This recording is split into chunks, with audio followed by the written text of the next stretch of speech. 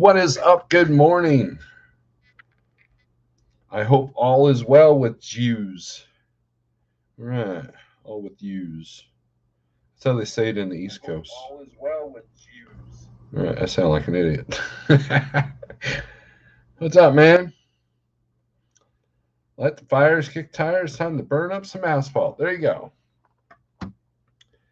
It's actually cooled down um, here in good old Springfield, Mo, and it's amazing.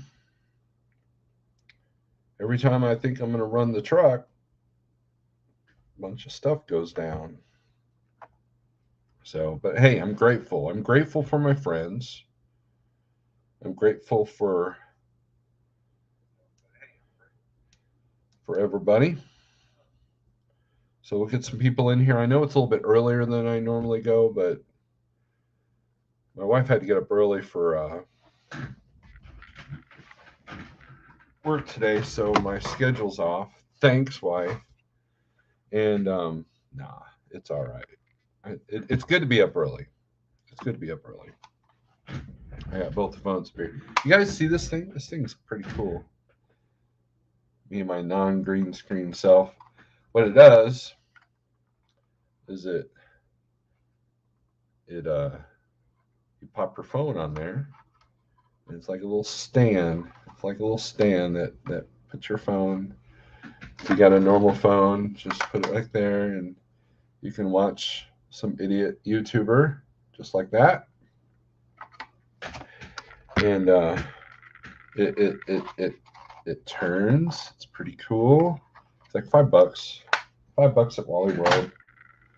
But anyways, we got our coffee. We got our Cameron's coffee because that's my favorite. And hopefully this cup doesn't break because I've got it's a Peterbilt cup. So hopefully it won't cost arm or leg when I break this cup. So I've had this cup since CDL school. This gal that was in my class, she was very well off. Everybody was kind of wondering why she was even in the class, but what it was is that her husband made really good money as a teamster driving for YRC, and he was yellow at the time, and told us all the benefits, and we're like, "What are you doing here then?" But I think that she was just bored and wanted to tell her husband that she could drive a truck too, and yeah. Anyways, we all went to Peterbilt one day, and she bought us all gifts. Nice gal. Trying to remember her name. Hope she's still alive and kicking and doing well. So um, we so status report. Um, basically, I want to hear from you guys. What are you guys seeing out on the road now? The deaf shortage thing. That's legit. I've got one of my drivers that's told me that there are many places he goes to and the dev pumps aren't working. Um, and finding the bottled stuff is getting harder and harder to find. So I would suggest, and Sage talked about it a while ago, I would suggest that you would want to top off every time you get fuel.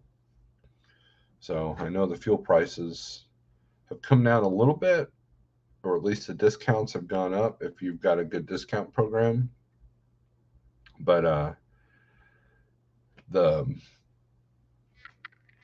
it's be prepared, right? So, oh, and I've got some good news. I've got some good news. So let's see if I can get this up here. That's what she said. All right, see. Let's do this. Facebook. Let's go to Messenger. I finally.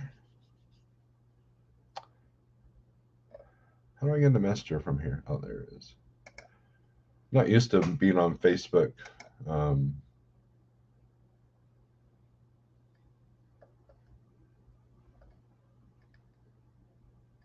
on the computer. You guys want to see something? All right. We're going to share screen. All right. Check it out. What do you guys think of that? I want your honest opinion of my new logo. What's your honest opinion? What do you guys think? And then I'll get to the comments. I'm not going to ignore the comments. It looks like there's some good questions in there. You guys like that?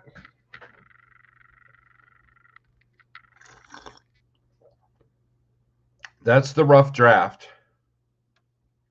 I've got one cool. So Big Houston, thank you. I appreciate that. Now we went through, there's that version, which I didn't like that as much, but it's still kind of cool. This one was okay. That one was really pointy and metally. That one you can barely read. That one is a death metal band logo, but we didn't do that one. Anyways.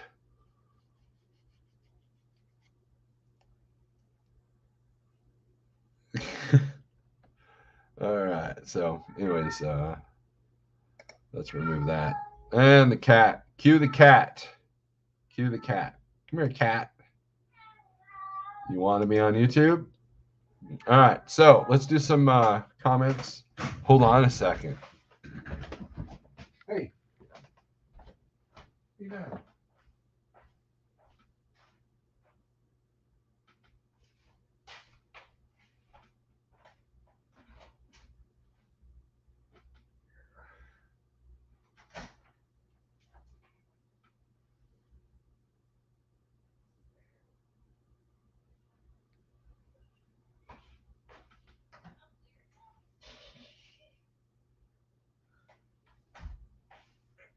Put you outside. All right.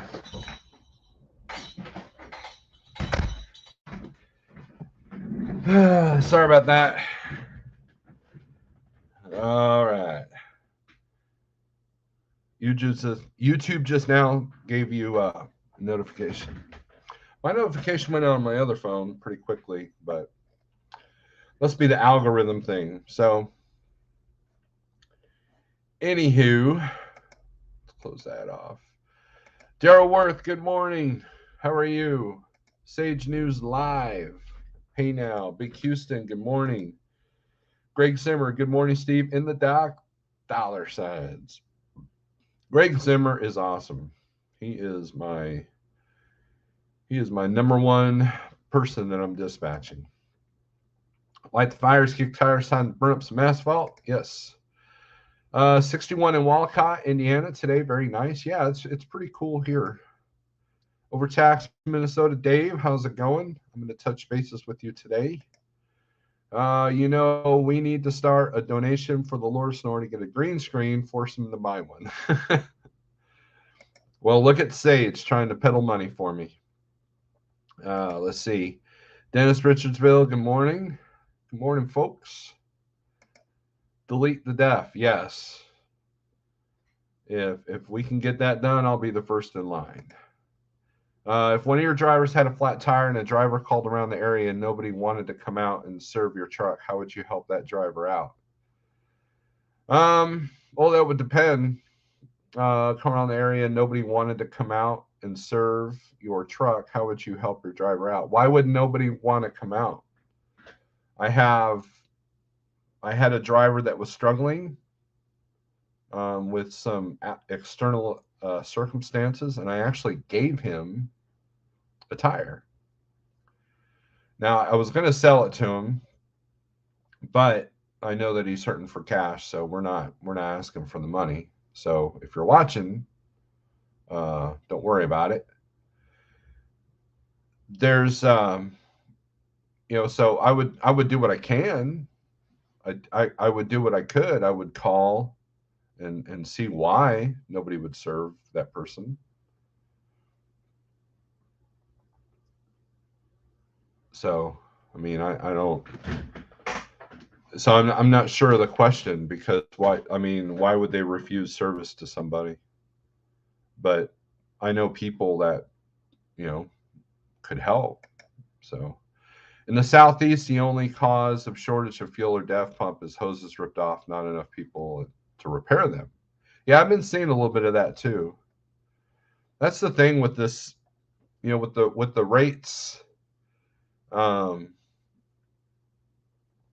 with the rates becoming as high as they were, any meet in a seat. So you have people just hiring, oh, hey, you got a CDL or a CDL, wink, wink, let's put you in a truck. Um, and a lot, and that's starting. Look, if you're a flatbedder, John, if you're a flatbedder, be aware that you have a lot of people jumping into the flatbed platform that um, shouldn't. I was on a flatbed page on Facebook now because I want to learn, just in case I start. Um, well, I have dispatched flatbed, but it was a guy that was strapping all these things that needed to be chained down.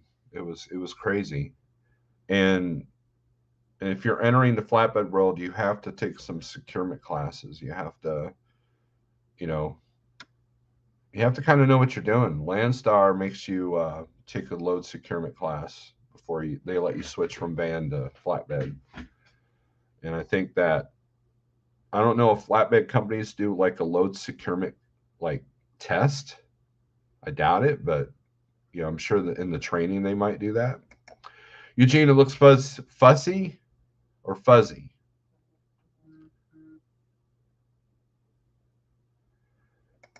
It looks good. It would be better with the green screen. Just saying. Desert Okie Pam, good morning. TK, Sage is very desperate for me to get a green screen because he doesn't like the ghostly thing that I got going on. Right? TK, what's up, man? Speaking of Peterbilt, you like my mug? You like my mug there? If I hold it close to my body, you can see it.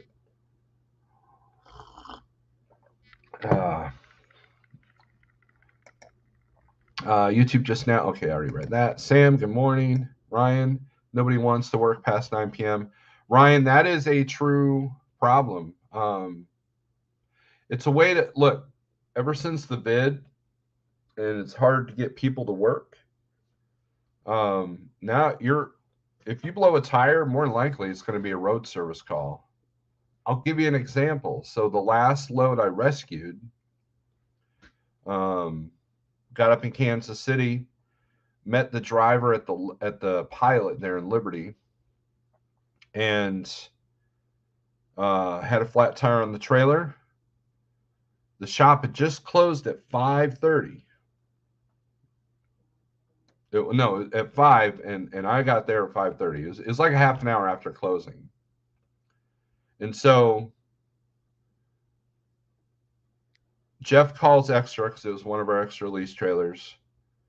They call the road service. It's actually the shop that I'm at.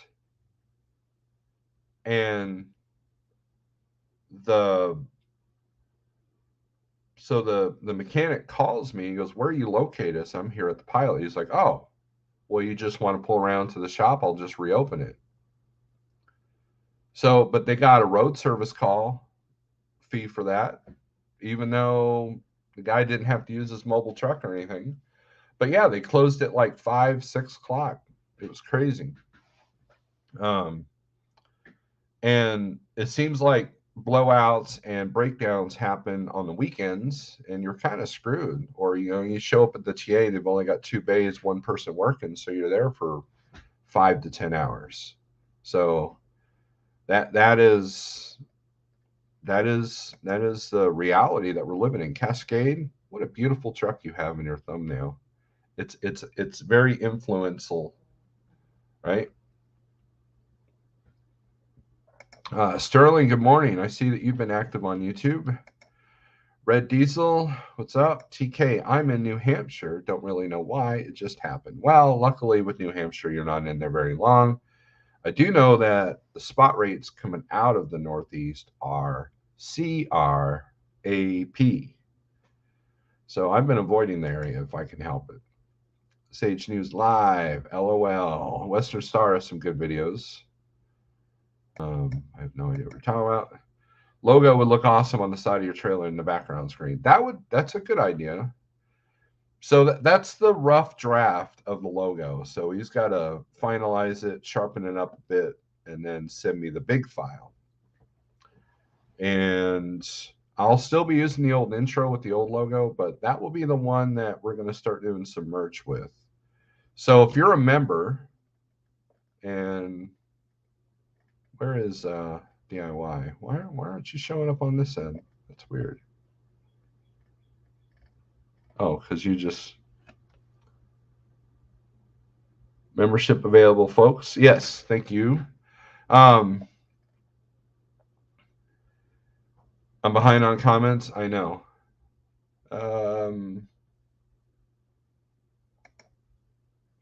But anyways, what I want to do, if you're a member, we're gonna do like a merch giveaway. I'm gonna be doing guitar picks and possibly stickers. So once we get that done, then I will send them to you. Oh, okay. Open deck securement videos. Okay. All right. CPAP, what's up? How you doing, CPAP? How are you doing? I know you're up in that northeast corridor quite a bit. Anyways, yeah, so we've got so it Monday rolled around. I had one truck to worry about. Or no, I had two. I had two trucks to worry about. No, just one. And then the other one, it didn't look like I was going to be booking much this week because one was on a long trip and the other one was up in the air what we were going to do. And then all of a sudden it went from 1 to 60 like that. Now I've got 5 people. So, and that's a good thing because people are seeing the value of knowing the market, knowing negotiating, knowing the rates, knowing where to go, where not to go, and how to deal with when we got to go where we don't want to go. So that's the key skill when you got to go outside of your normal running area and you make adjustments, or man, I'm getting that $5 a mile to Denver. Okay, so let's create a strategy on how to get out and understand that you can't go load by load. You understand that you're going to take a hit. And the Northeast is kind of like that too. Multiple stop loads are the way to go, as long as the transit time makes sense. You don't want to lock yourself into a load that's only paying you like $400 a day, with stops. But if the rate per day makes sense, then I think it's a good idea. Going outside of your area, what I'm seeing is a lot of people being taken out by their equipment or the cost of operations. If you have bought a used truck at a new truck price with no warranty, and you were not able to put money aside for breakdowns because of fuel prices, that's what's taking people out. That's what's making people leave the owner-operator business. And it's a tough situation. Post-trip, good morning. So when you look at the rates, and let it be known that a lot of small carriers, make sure you can see your rate cons, people. There's a lot of small carriers that are starting to take off the top before they're sending their drivers their loads. I've been getting a few reports of that happening. If you are one of these company drivers that works for one of these small mom and pop companies and you're a 1099 and you're making a percentage, a lot of these companies are dropping their percentage because they're trying to adjust for the fuel prices and the rate drop. but we're still getting pretty good rates. Like I said, I'm up to 5 drivers. I lost one last week, and best of luck to him. And it was the equipment costs that took him out.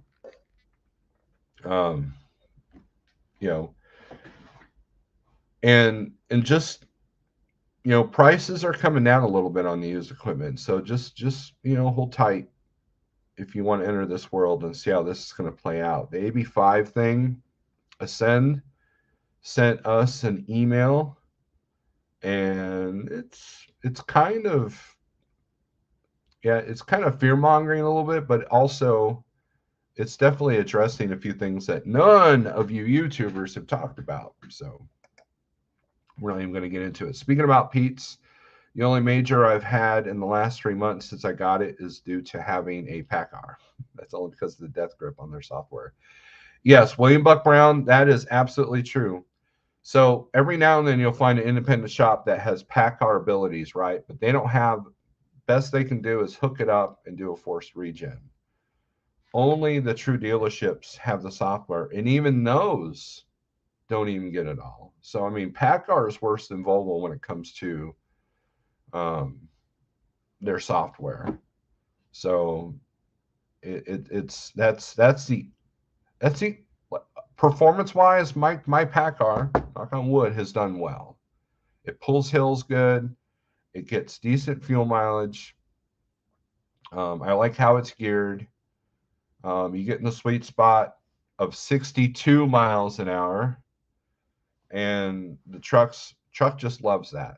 It will even tell you in the computer that's where you want to be in that sweet spot. Not 55, not 75, but the sweet spot. There's even a thing right on the tack that shows you, right? So, but other than that, go into the dealership and paint out the yin yang for just simple things that deal with the computer is my only thing with PACCAR. But it's getting worse. Most of the other manufacturers are starting to do that more and more. Passed through some road construction through California last night. They're advertising job openings on freeway digital signs. Yep, everybody's hiring. Scott SRO just got out of the shop. Again, another 1,500 up to 10K in 2 weeks. There you go. Scott has had some bad luck with this truck here recently. So anybody wants to follow a new channel, search the Army Vet Trucker. That's a good idea. Let's see. Cascade faster is better. Let me give you an example. So when I first started, I was in this Volvo. It had the Volvo engine. And that truck, ugh. I liked the truck in and of itself, but there was always a code. And it wasn't the most fuel efficient. It didn't have a lot of the fairings. But I was going through Ohio, and I was really I was green. I was like literally just a couple of months into being a truck driver, and I was worried about the 55 mile per hour speed limit in Ohio. And I had loaded in Syracuse at Budweiser.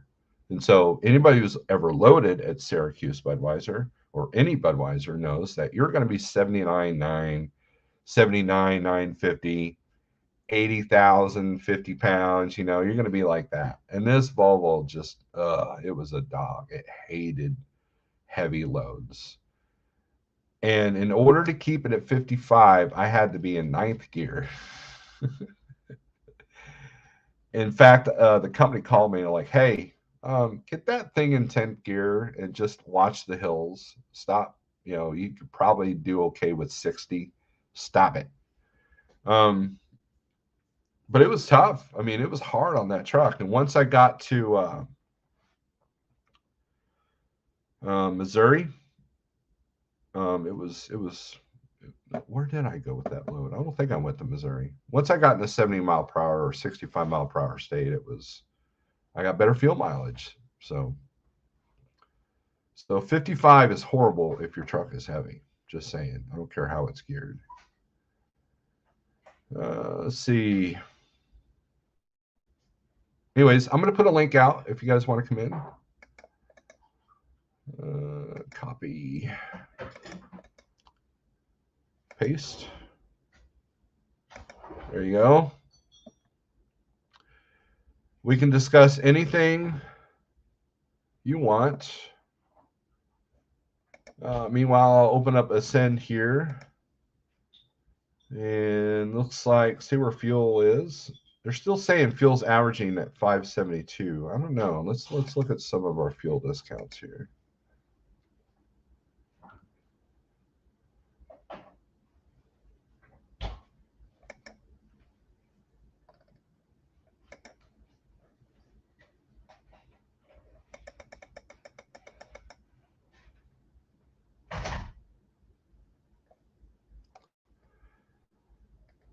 Let's see. I'm seeing a lot of 70, 80, 90 cent, $1.19 off. Move that over there. We got some really good fuel discounts here at Like Trucking. So like here we go. Eloy, Arizona, 587 is the fuel. After a discount, it's 468. Bulk def is 439. Cheap def in Brush, Colorado.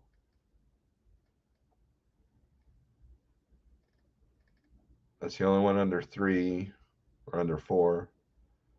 Petron Rochelle, 395 for def. Rochelle, Illinois, for those of you who don't know where Rochelle is. 398 in Clearwater, Minnesota. 398, 399 North Dakota.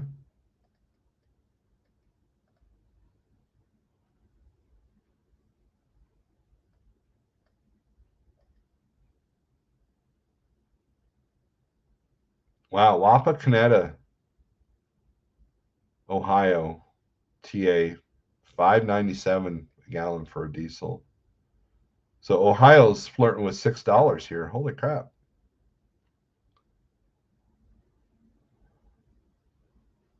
Oregon's at 6. Who wants to go there anyways? 389 for def in Big Junction, Oregon.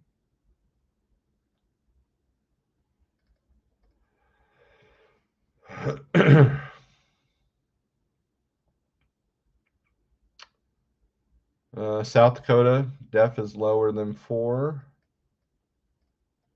I remember back in the day it was 2.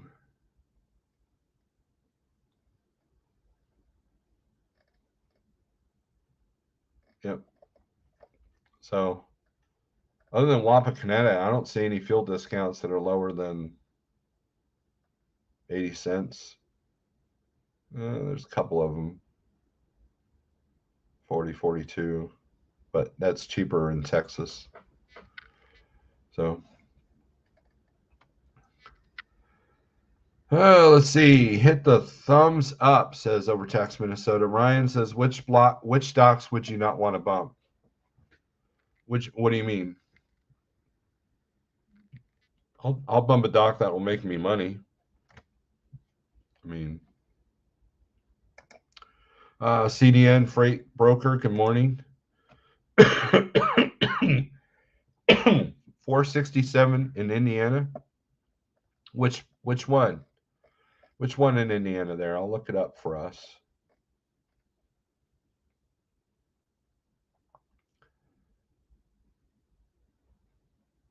That's a good discount. Or you talk about def?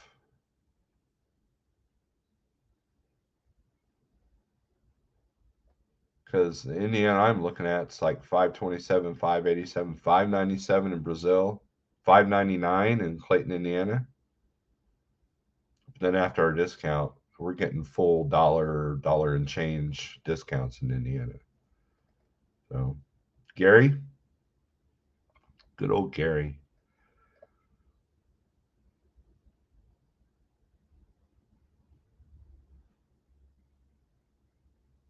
There is Petro and Gary. And the TA and Gary, $5.97 before a discount, $4.90 after. It's $1.07. And DEF is $4.23. Bob G, good morning. Truck diver. Funny story, I no longer buy DEF. There you go. Hey, Steve, good morning. Checking in from Salt Lake City, Utah at the Costco DC, delivering this morning. Got a broker working on a load out of here today. Cheers. Excellent. Excellent. 454 in Scott City, Missouri. Rhodes, Nasdaq putting out some good discounts as well. That's cool. Scott City, Missouri. Let's see. What is that? That's near Warrenton, right? Right, James? Let's see. Mo. Closest thing I've got is Forestel. Concordia. 492 in Concordia.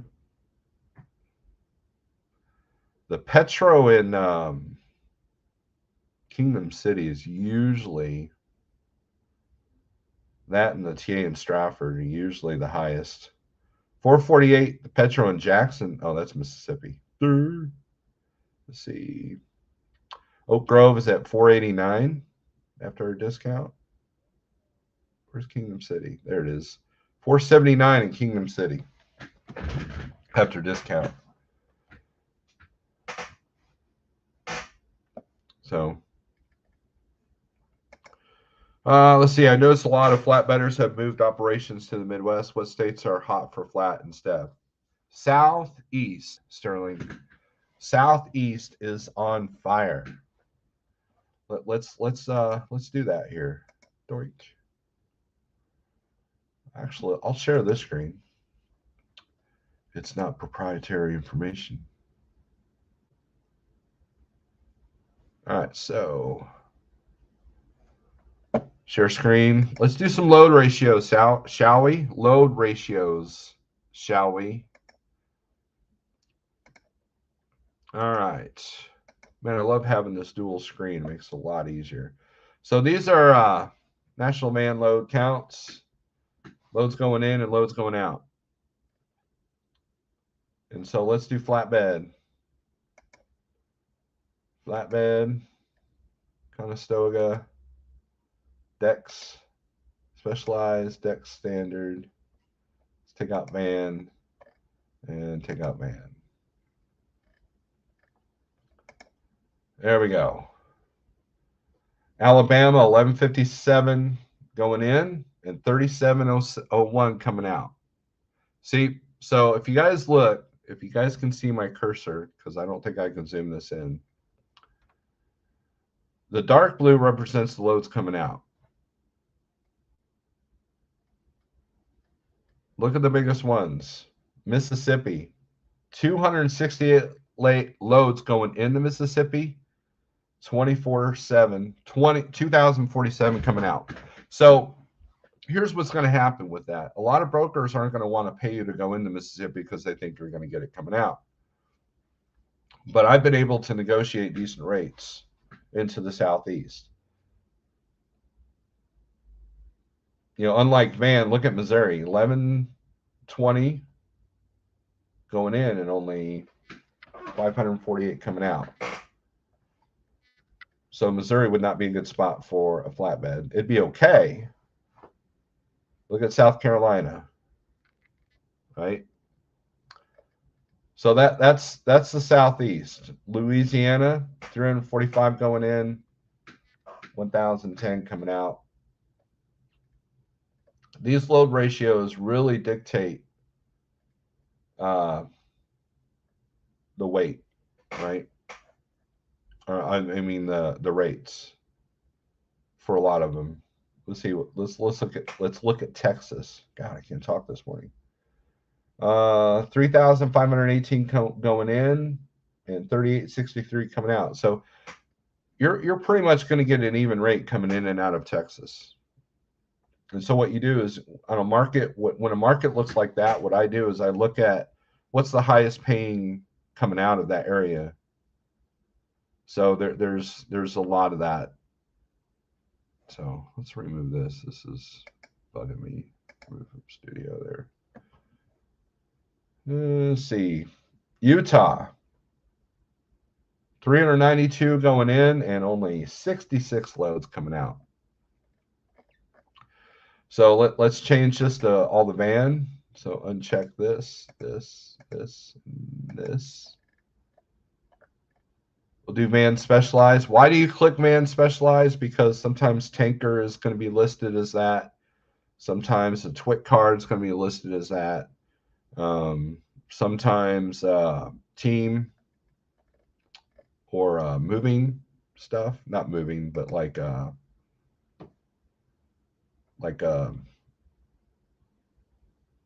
trade show freight will be listed. So I always do vans specialized as well. So let's go to Missouri. 657 going in and 650 coming out. So that's pretty even. Those are low numbers for volume, but you know we all been seeing pretty low volumes altogether. Look at New Jersey, 605 going in and 1,240 coming out. So don't let them dictate. You know, usually the narrative for coming out of Jersey is cheap. And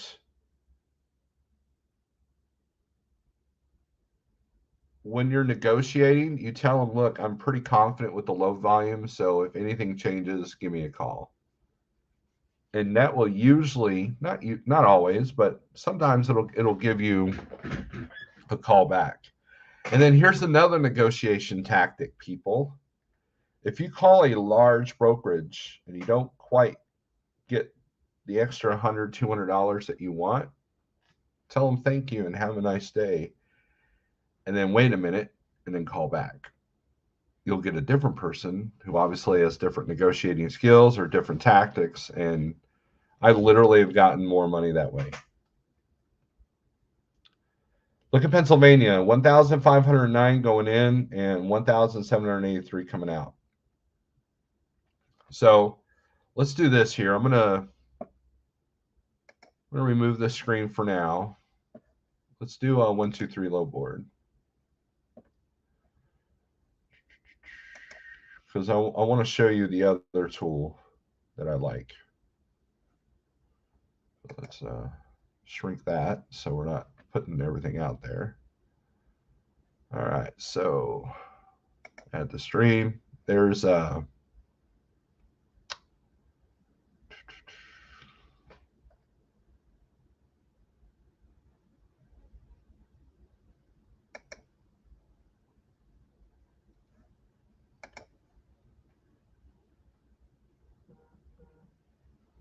this is 1, 2, 3.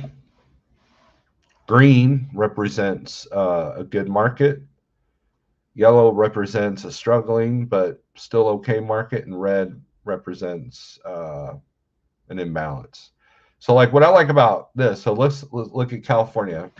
And this is for all trailer types, and I'm not sure what the time frame is, but outbound 1,112 coming out of California. Inbound 1,352. But look at the intrastate, 617 loads. So this green area is where you should be running. Except maybe Florida. And if you go to Florida, stay north of Orlando. Or be prepared to take a hit coming out. Now, notice Washington is a little bit better than Oregon, and that's because of the ports. So let's do van. Well, actually, let's do flatbed. There's flatbed.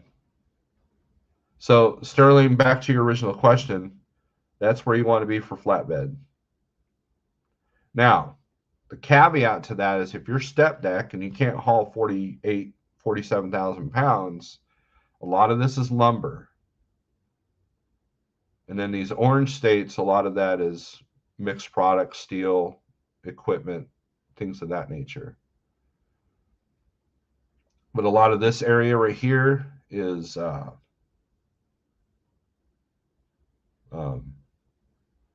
building supplies. So let's change this to reefer. Apply. Look how much more of the yellows there is with reefer.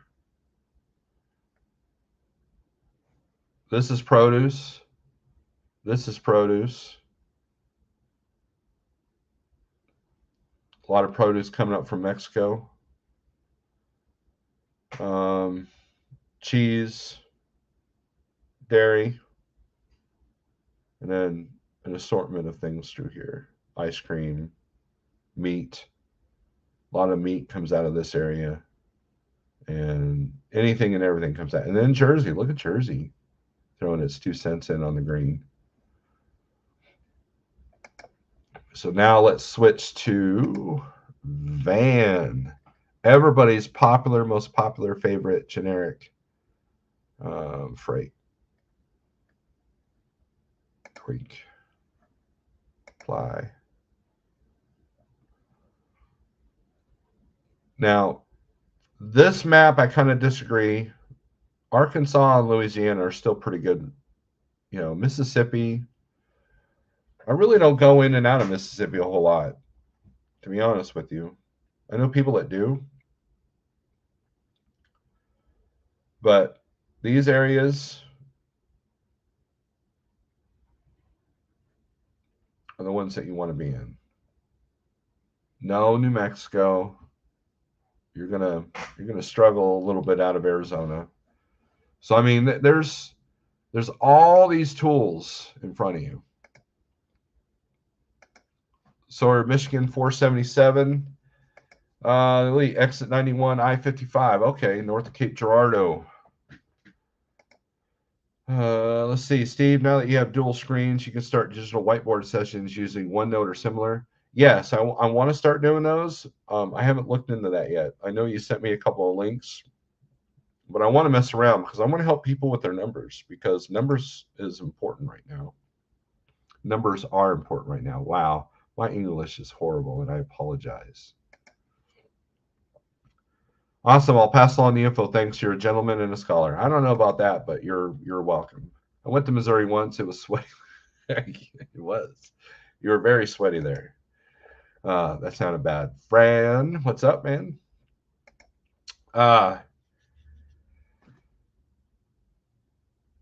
There's a lot of tools, and that's, and it's not necessarily about the rates that I use the tools for. It's about, when you see a market doing something, you want to know why. Like, why is Texas hotter than, New Mexico?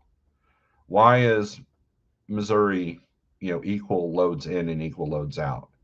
And when you figure out the whys, then it's that's where my value comes in. Like, a lot of drivers don't want to deal with the whys. That's my job as a dispatcher. And and we stumble, we make mistakes. I've got a driver that's probably got to do a trailer washout because I wasn't aware of the product, of how messy it was going to be. But now I'm negotiating more money for that washout. So that's where my value comes in. And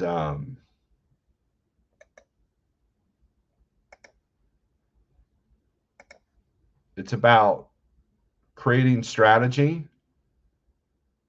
It's about, if you're running outside of your normal lane and you don't know what area to go into, it's easy to make those classic mistakes. Take a load to Denver, take a load to Miami, take a load to Portland. Everybody's got a different way of doing things, and so everybody sets up parameters. And I've been self-dispatching since 2014.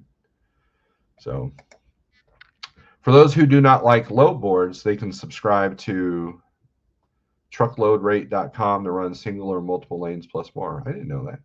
That's a good tool. I didn't know about that. Let's look at that. www dot truckload rate truckload rate.com.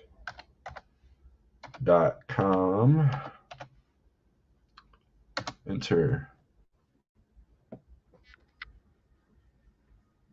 Look at that. Ah, I got to subscribe. Hi, I'm the Trimble Transportation Virtual Assistant. How can I help? Well, click on resources. Oh, this is kind of an elaborate website here. What have you done, CDN?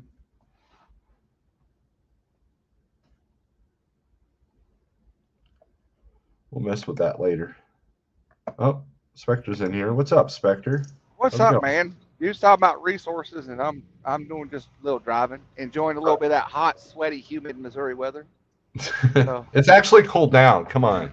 well, yeah, this is probably the cold. I'm actually wearing a hoodie. This is probably the coldest day it's been in like since July 4th. So it's pretty chill. But no, you were talking about resources. I wanted to talk. I wanted to bring one up that really nobody talks about because I quit using. I don't really look at that a lot. And then like you were showing the load 1 2 3 load board. Mm-hmm. The I would disagree with the reefer, and especially what you said with the van, because I Mm-hmm. think one of the more telling resources, and you know it because obviously you work real close with Jeff, and then I know it and stuff like that, is Right. I look and see what my fleet's doing. I look and see where they're at, where they're running, and that is probably the most telling resource for anybody, Mm-hmm. because I mean our guys are absolutely killing it coming out of Arkansas and still out of North Carolina and stuff like that. Where me, I'm running reefer and I'm literally running 300 miles down to Arkansas and back up and still hitting $4 or $5 a mile easy. Um, Yeah. and that's why I'm like, I have a hard time believing those anymore just because it's so aggregated and the way that everything is right now. To me, it's a baseline, right? So, Yeah, yeah, I've literally got our Samsara in front of me, and I look at where all the triangles are at, and it's in the same states that I listed on both the low boards. There are a few states that I definitely disagree with on the 1 2 3, but the DAT tends to, like, they're behind. yeah, it's definitely behind on that page. Now also got access to the 15-day.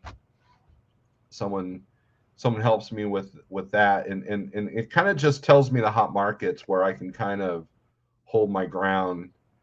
But like Yeah, right now, a lot of our guys, I'm looking at it. We've got everybody's up in the Midwest. Almost yeah. I everybody, mean, Midwest, yeah, that's the PA. way. That's where most of my guys are running out of right now. I got one guy tried to get he went home for home time and he's actually bouncing right back to the Midwest because you know you could stick a tack in St. Louis right now and treat it like a rubber band game when you were a kid. They snap out and then it's a race to get back as quick as possible just because. Mhm. I really do think that a lot of the rail yards are using St. Louis like a depot or a central location because they're just like a shit ton of freight coming out of the Midwest. Yeah, I agree with that. There was a time I was looking at a St. Louis, and there was like 1,000 loads coming out of a 150 Yeah. mile radius. So I I put it down to 50, and there was still like 500. It was Yeah, crazy. I mean, I could literally fall out of, like, wake up in the morning, fall out of bed, and have a pick of freight every day you got coming out of the St. Louis area. Well, Just you bring started. up a good point that so you see how good freight is coming out of St. Louis. So you Yep, thought to yourself, well, why is that? And then yep. your theory is about the rail. Yeah, it's the rail. I fully believe it's the rail. Because Yep, when prices were high in the spot, a lot of people wanted to switch to rail for the cheapness. So if it's not something that has to be there overnight, they're putting it on the rail. yep. And so yeah, the rail depots, like Kansas City, JB Hunt, and the other bigger carriers have it kind of in the bag around Kansas City. But St. Louis has always been a better market than Kansas City. Do you agree with that? Oh, absolutely, absolutely. I mean, I got a guy that lives right over outside of Kansas City, and a lot of times he'll come over to St. Louis just because it's a little bit better market. I mean, a 200-mile jump, and he's getting dollar a mile more or whatever he's pulling. So, um, yeah, St. Louis is traditionally more a better market, especially for dry van.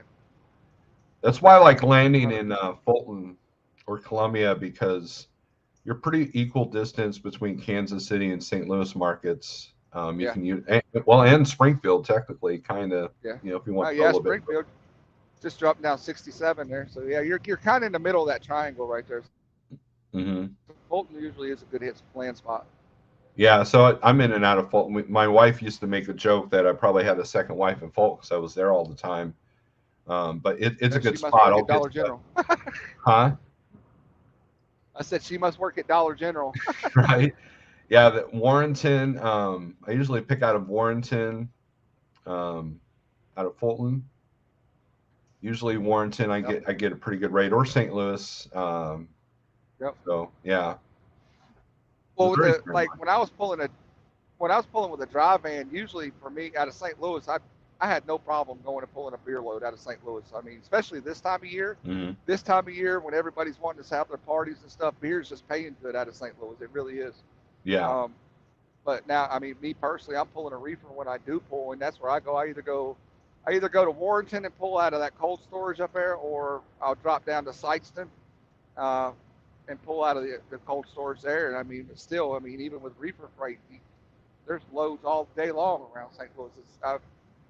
I've seen strong markets in St. Louis in the last 5 years, and this is probably one of the strongest freight markets I've seen in St. Louis. Yeah, I would agree with that. Now Sykeston, see, that's another one that's changed when you go from Yep. van to reefer. For a van, getting out of Sykeston is not that easy unless you luck out with PNG there, near Jackson, or what's that town called down there? You got Jackson, you got Sykeston, you got Dexter. Dexter's got all the Tyson plants and all that stuff. Yeah, Um, you got, I mean, you got, I mean, Neely's probably, Landing. oh yeah, That Jackson. Yeah, it's the same place. yeah, okay, Yeah, it just depends. If you're from there, they call it Jackson. If they put it on the load board, they call it Neely's Landing because there's an old port that's right there on the river. They very seldom use it, and that's where Neely's Landing came from. no, okay. Yep. The Yeah, so for reefer, it's easier to get out of the boot heel of Missouri, whereas for van, Yep. not so much. No. So so I'm learning that because I start dispatching a reefer probably next week or so. Oh yeah, I could pull ice cream. I mean, down at that area, Sykeston area, you got Tyson, you got chicken loads coming out of Dexter, you got ice cream coming out of Sykeston, you got, I mean, there's a lot of freight down there. You Arkansas is a good spot for a reefer. It seems like it's been really consistent, especially over in the Fort Smith, Rogers, and all that stuff area.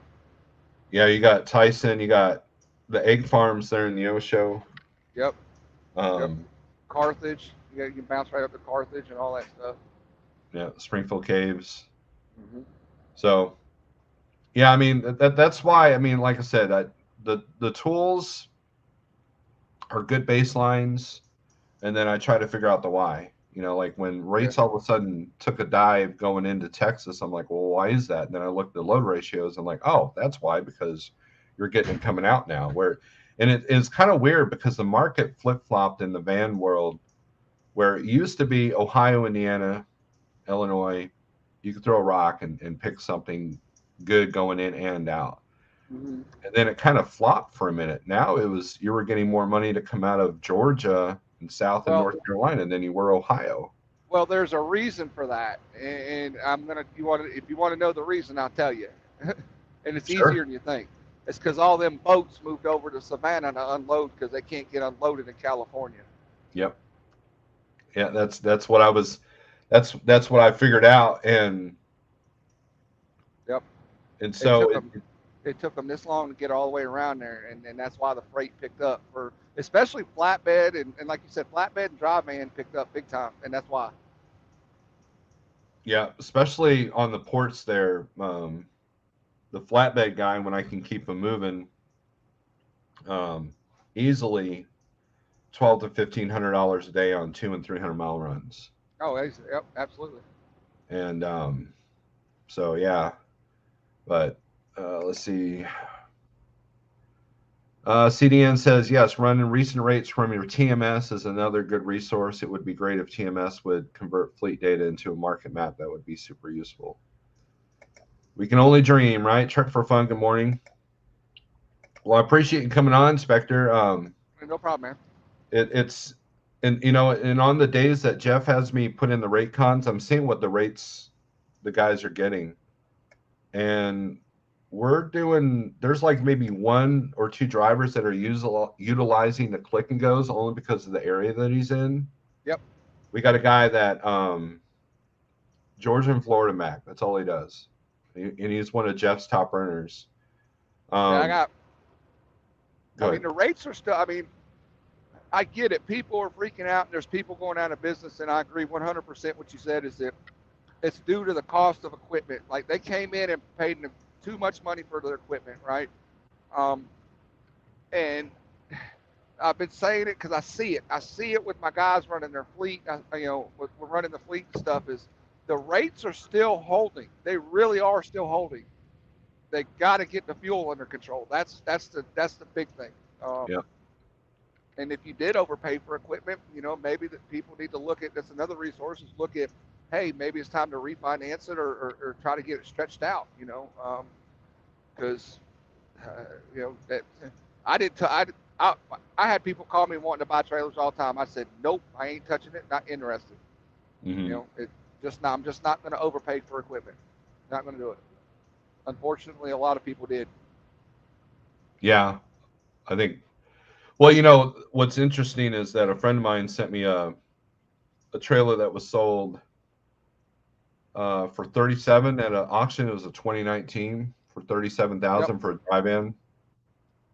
I think that same drive in was like 42, a while ago. So Dang. prices are coming down, but like Yeah. if you're paying more than 40 grand for a drive in, you're no, it's just no. Right. Exactly. Well, I mean, the reefer I'm pulling, I paid 10 grand for it and then invested 12 grand to put a new unit on the front of it. So I'm into a reefer that's running like new for, under right at what 20, yeah, 22,000. I'll take it. So there you Yeah, go.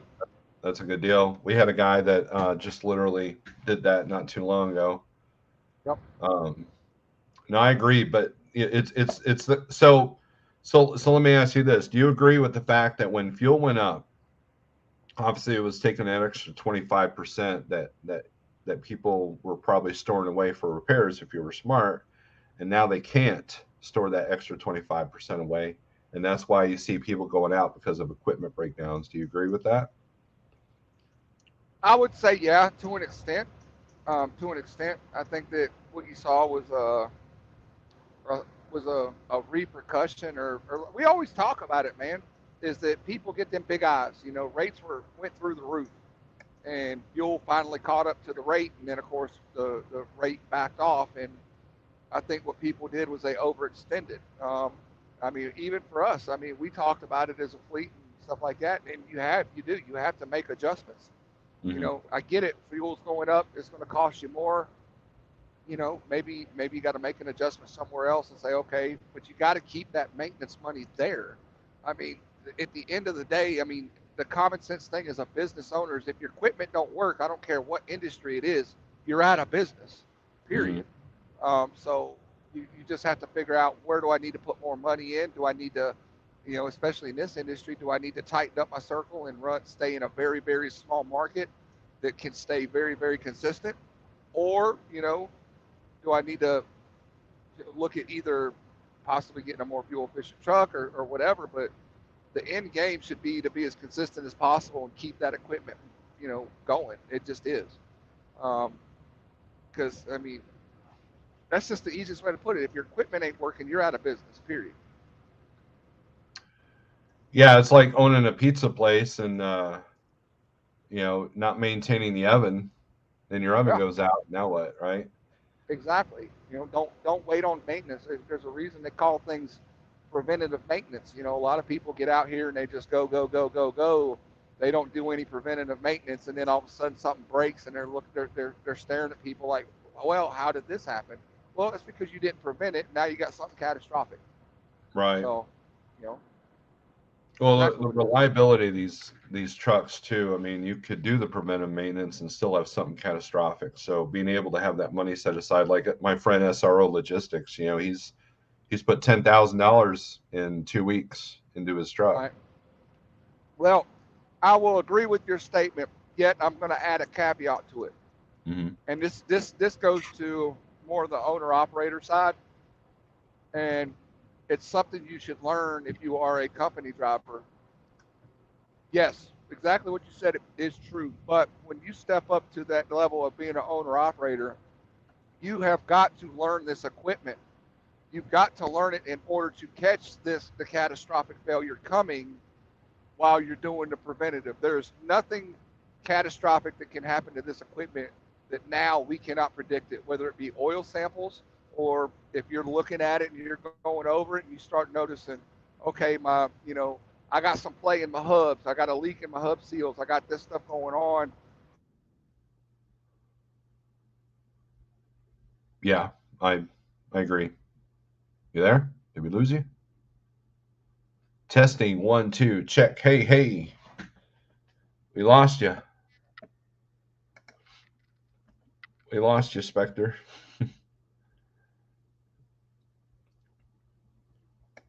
I think he's Did I lose you? incognito. Okay, there you are. There you are. Yeah. Did I lose you for a minute?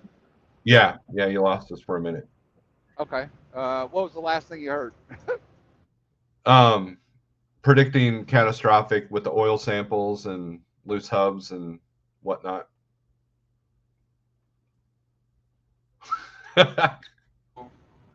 I'm back. I think I went down a hole. There you are. There I am. Yeah, I went in a hole. What was the last thing you heard? You were talking about predicting, with oil Oh, samples yeah. and Yeah. hub I mean, seals. And, there's nothing on these trucks that will not give you a telltale sign as long as you understand and know your equipment. Don't be so naive and just pass it off to that a mechanic's going to take care of it. You've got to be able to catch it, and I give that credit to me, and then like I've caught so many things that have prevented catastrophic failures. Uh, I really do. I preach having a little bit of mechanical knowledge and understand it. Look, you can catch it, and it will. It'll save you thousands of dollars and a lot of downtime. well, you're especially if you're driving an older truck. Yeah. Um, if you got a new truck, take advantage of the warranty. As long Yep. as your payments are manageable for the downtime during warranty payments, that's good. But if you have a used truck that's paid off like mine, my truck's Yep. got over 700,000 miles. So don't think that I don't go over that thing with a fine tooth comb every time I roll out with it.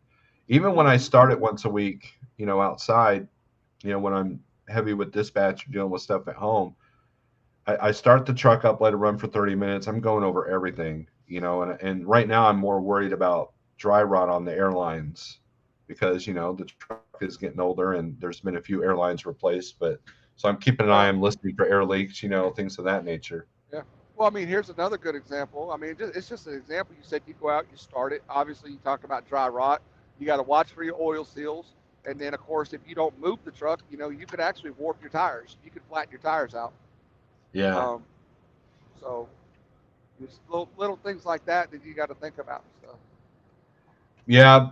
My trailer's due for a DOT, so, or quarterly. So I'll probably end up, there's a few loads around here. It's like I thought I was going to roll this week, but then all of a sudden I went from 1 to 5 people having the dispatch, and I haven't quite set it up to dispatch from the road yet. But and the rates are coming up for my local short stuff I like doing, so that's good news. yep.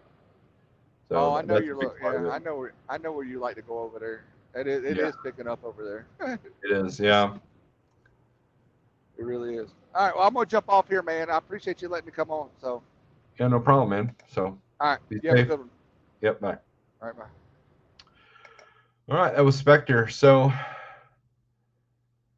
one of the things I was going to point out is that a lot of the click and goes, the rates have not been that great except for certain areas. So it's just like any other low board, just kind of know what's in the area. So I'm looking, everybody's in like Iowa, Missouri, Illinois, Indiana, Michigan, Pennsylvania, Virginia, North Carolina, and I got my Florida guy running. So all right, guys. Yes, Truck for Life. Yes, you can call me. You can call me after this video if you want. But I appreciate Spectre coming in. I appreciate everybody that's contributed. If you guys, if you're a member, I'm going to start sending at least stickers and maybe something special in the envelope with the new logo once it's finalized. And I appreciate everybody that's a member. I appreciate everybody that's in the chat. And yeah, so things are doable. Status report is that just holding steady. Let's see, CDN. Okay, OSER. I haven't used Trimble since purchase. I will be giving it a try again. When I did use it, it showed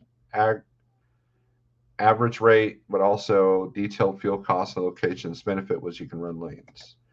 Then it says huge problem with technicians that like to throw parts and not fix problems. Shops backed up, manufacturers don't want to release their software. Trucking needs serious change.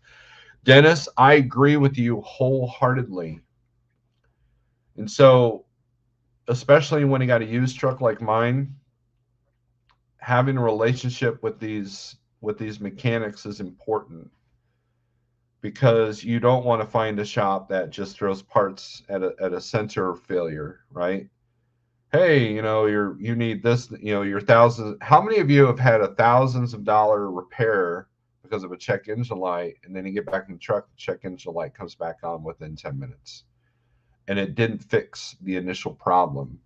So having a good technician that will diagnose the problem correctly is can make or break a business. It really can. And we are at the mercy of the shops. So the more you can, mitigate that, the better. So, that was one of the reasons why I didn't buy a certain brand of truck, because I didn't trust the shop that was here with that certain brand. MHC Kenworth has always treated me pretty good, but I imagine there's people that will disagree with that. At least the one in Springfield has done right. So with that being said, thanks for watching. I appreciate every single one of you. New logo coming out soon with some stuff. And if you want to donate to the channel, so Sage can stop bothering me about a green screen, then feel free to do so. Thanks, everybody. Keep the shiny side up, unless you don't wash your truck, and then just keep the wheels on the ground. Strength for today. Hope for tomorrow. Have a great and safe day. Peace.